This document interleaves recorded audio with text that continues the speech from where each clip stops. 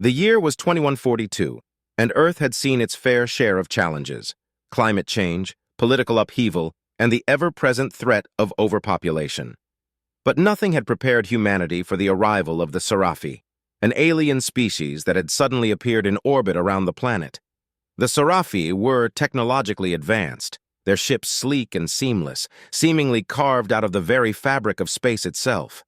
They descended upon Earth in silence, their intentions unknown, but their presence alone sparked global panic. Governments around the world scrambled to make contact, to understand whether this was an invasion or an opportunity for peace. Despite their intimidating appearance, towering figures with translucent skin and glowing eyes, there was an air of elegance about them. They moved with a fluid grace, their movements almost ethereal. And then, without warning, they spoke. A voice transmitted across every screen and device on the planet resonated with a calm authority. It was in perfect English, as if they had been studying humanity for centuries. "We are the Sarfi. We come in peace. We do not wish to harm the inhabitants of this planet." Despite their words, fear gripped humanity. The Sarfi's technology was far beyond anything Earth had ever seen. They could bend light, travel vast distances in mere seconds, and had weapons that could vaporize entire cities. But it wasn't their weapons that terrified the Sarfi. It was humans themselves. The leaders of Earth were invited to a meeting aboard the Sarfi mothership. Among them was Dr. Elena Ramirez, a leading xenobiologist who had long dreamed of encountering extraterrestrial life.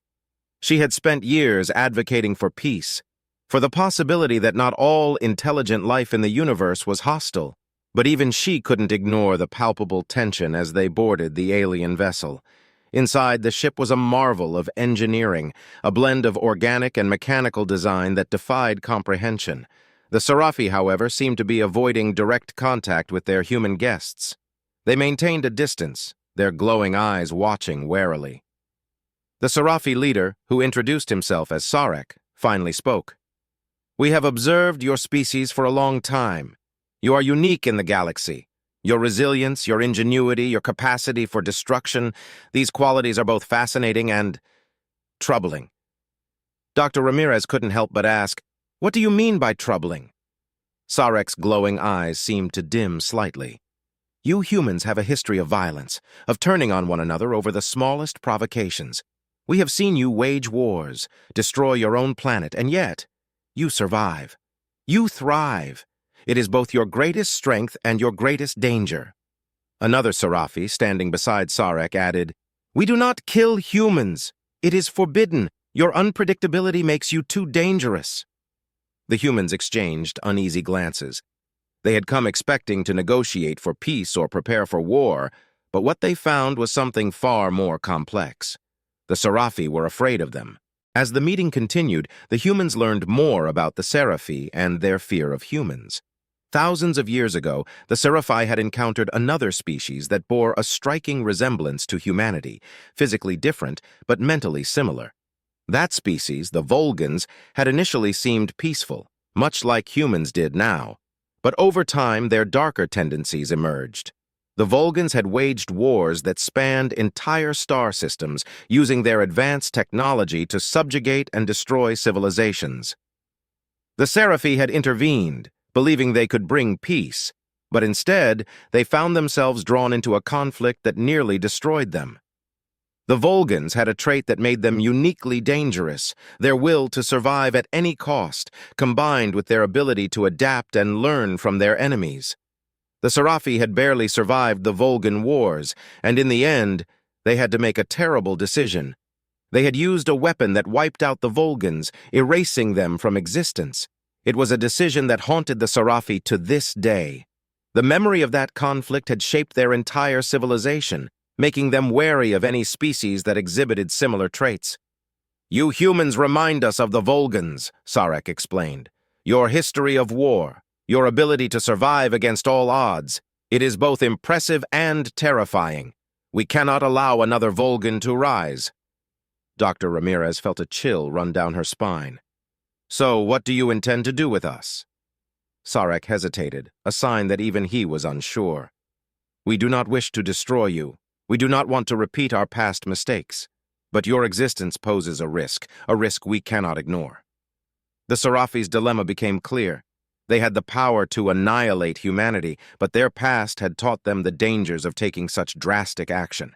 The Sarfi were trapped in a paradox, unable to kill, but too afraid to leave humanity unchecked. As the meeting came to a close, the humans were left with more questions than answers. They had come to fear the Sarfi, but now they realized that the fear was mutual, and in that fear lay the key to their survival.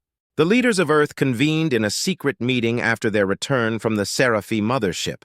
The revelation that the Sarfi feared humans had changed everything. Some saw it as an opportunity to leverage their position, while others worried that pushing the Sarfi too far could lead to their destruction. Dr. Ramirez, who had been deeply moved by the Sarfi's story, proposed a different approach. We need to show them that we're not like the Vulgans. We need to prove that we can change, that we can be better. Her suggestion was met with skepticism. How could they convince a species that had witnessed millennia of human conflict that they were capable of peace? But Ramirez was determined. She proposed a series of initiatives: global disarmament, environmental restoration, and a united effort to eliminate poverty and hunger. It would be the most ambitious project humanity had ever undertaken. The plan was not without its challenges. Old rivalries flared up, and many doubted whether such a utopian vision could ever be realized. But the alternative was unthinkable. If they failed to convince the Sarfi, humanity's survival was at stake. Over the next few years, humanity began to change. The threat of the Sarfi hanging over them acted as a catalyst for global cooperation. Countries that had been enemies for generations laid down their arms. Resources were pooled to heal the planet, and a new era of technological innovation began, focused on sustainability rather than exploitation. The Sarfi watched with cautious optimism. They had given humanity a chance, and for the first time, they saw the potential for something different. But old habits die hard, and there were still those who resisted change, who believed that humanity's true nature could not be altered. One day, Dr. Ramirez received a message from Sarek. He invited her to a private meeting aboard the Sarfi mothership. When she arrived, she was greeted not with the usual formality, but with something that almost resembled hope. Sarek spoke first. "We have observed your progress, and it is unexpected. You have shown that change is possible, that you are not bound by the same fate as the Vulgans."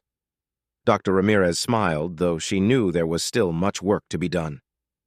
"We're trying, Sarek. We know it won't be easy, but we're committed to proving that we can be trusted." Sarek nodded. "We want to believe you, Dr. Ramirez, but there is still fear, a fear that one day your species could revert to its old ways. How can we be sure?" Ramirez took a deep breath. "You can't, but trust goes both ways. We need to trust that you won't see us as a threat, that you'll give us the chance to continue this path. We've seen what we can achieve when we're united. We want to be part of something greater, part of the galaxy." There was a long silence, and then Sarek spoke, his voice softer than before. "We will give you that chance, Dr. Ramirez, but know this. We will always be watching. We don't kill humans, but we will protect the galaxy from any threat, no matter the cost." Years passed, and the world transformed in ways that once seemed unimaginable. The specter of the Sarfi had initially driven humanity into a frenzy of change, but as time went on, the fear evolved into something far more powerful, a determination to prove that humanity could rise above its violent past. The global initiative, spearheaded by Dr. Elena Ramirez, became the foundation of a new world order, one built on cooperation, sustainability, and mutual respect. The United Earth Council, UEC, was established, a governing body that represented all nations, working together to ensure that the mistakes of the past would never be repeated. The Council's motto, "Unity in Diversity," echoed in every corner of the globe, reminding people of the commitment they had made to the Sarfi and to themselves. Under the UEC's guidance, weapons of mass destruction were dismantled, and military budgets were redirected toward education, healthcare, and scientific research. The planet, once on the brink of ecological collapse, began to heal. Deserts were reclaimed, forests were replanted, and the oceans were cleaned of the pollutants that had poisoned them for centuries. The Sarfi watched these developments with growing optimism. Their embassies on Earth, once isolated and guarded, became centers of learning and cultural exchange. Humans and Sarfi began to work together, sharing knowledge and technology. The Sarfi introduced humanity to new forms of energy, ways to harness the power of stars and antimatter, which fueled a new era of exploration and innovation. Yet despite the progress, there were still challenges. Not everyone was ready to embrace the new world. Some groups resisted the changes, clinging to the old ways of nationalism, power, and greed. These factions, though small, were determined to prove that humanity could not change, that it was destined to repeat its violent history. Dr. Ramirez, now a prominent figure in global politics, tirelessly worked to counter these forces. She traveled to the most volatile regions, speaking to those who felt left behind by the rapid changes. She listened to their fears and frustrations, and in many cases was able to bring them into the fold of the New World Order. But it wasn't always easy. The threat of regression was ever present. One such group, calling themselves the True Earth Coalition, began to gain traction. They believed that humanity should never have submitted to the Sarfi, that it was a betrayal of their independence and a sign of weakness. They saw the dismantling of military forces as a dangerous gamble, one that left Earth vulnerable to future threats, whether from the Sarfi or other alien species that might emerge. The coalition's influence grew, and soon they began staging protests, some of which turned violent. They called for the rearming of Earth, the removal of the Sarfi from the planet, and a return to the old ways of self-reliance and militaristic strength. Dr. Ramirez knew that this was a critical moment. If the coalition's ideas took hold, all the progress they had made could be undone. She called an emergency session of the United Earth Council, where leaders debated how to address the growing unrest. Some argued for a crackdown on the coalition, fearing that their rhetoric could lead to civil war. Others, including Ramirez, urged a different approach, one that sought to understand the root of the coalition's fears and address them through dialogue rather than force. In a surprising move, Sarek himself requested to attend the council session. The Sarfi leader had remained distant from Earth's internal politics, but this time he felt compelled to intervene. When Sarek appeared before the council, there was a palpable tension in the room. His towering presence, though familiar, still carried an aura of otherworldly power. But when he spoke, it was with a tone of humility and understanding. "I have seen the strength of your species," Sarek began, his voice resonating through the chamber. "You have accomplished more in these few years than many civilizations do in centuries, but I also understand the fear that lingers. Change is difficult, and the unknown is frightening." He paused, allowing his words to sink in. "The Sarfi, too, know fear. We have lived with the memory of the Vulgans for millennia, and it has shaped us in ways that are not always positive. We feared you because we saw in you the potential for the same destruction. But we were wrong to see only the potential for harm. We did not consider the potential for greatness." Dr. Ramirez, seated among the council members, felt a surge of emotion. Sarek was doing something unprecedented, admitting the Sarfi's own vulnerabilities. Sarek continued, "The True Earth Coalition is not entirely wrong in their concerns. The galaxy is vast, and there are dangers beyond what you can imagine.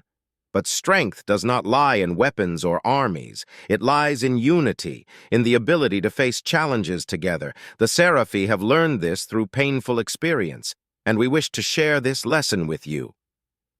There was a murmur of agreement from some council members, while others remained skeptical. Sarek turned to address the entire chamber. "We do not wish to impose our will upon you.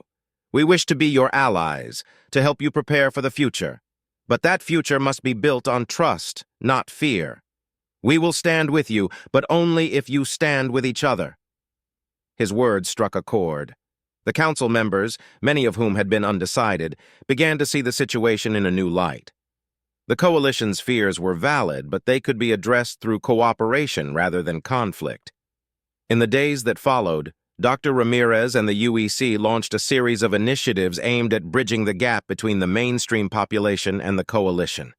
They opened dialogues, created programs to address economic disparities, and invited coalition leaders to participate in discussions about the future of Earth's defenses, focusing not on rearmament, but on resilience and preparedness through unity. Slowly, the tensions began to ease.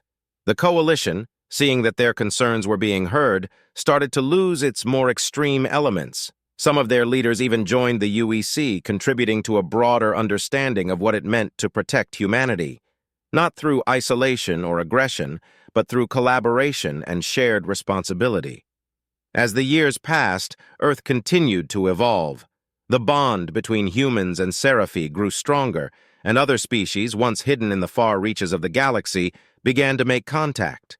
Earth became a hub of interstellar diplomacy and trade, a beacon of hope in a galaxy that had once been fractured by war and fear. Dr. Ramirez lived to see the fruits of her labor, a world where humans and Sarfi, once wary of each other, now worked side by side to explore the cosmos. Together, they embarked on missions to distant stars, seeking out new life and new civilizations, not as conquerors, but as partners. And the phrase that had once been a warning, "We don't kill humans," was transformed. It became a symbol of the trust that had been forged between two species who had once feared each other, but now stood together, ready to face whatever challenges the universe might bring. In the end, humanity had not only survived, but had thrived, proving that they could change, that they could rise above their past, and that they could be something more than what they had been. The Sarfi, too, found redemption in their alliance with Earth, healing from the scars of their history with the Vulgans. And so, as a new dawn rose over a united Earth, humanity and the Sarfi looked to the stars, knowing that together they could build a future of peace, exploration, and endless possibility.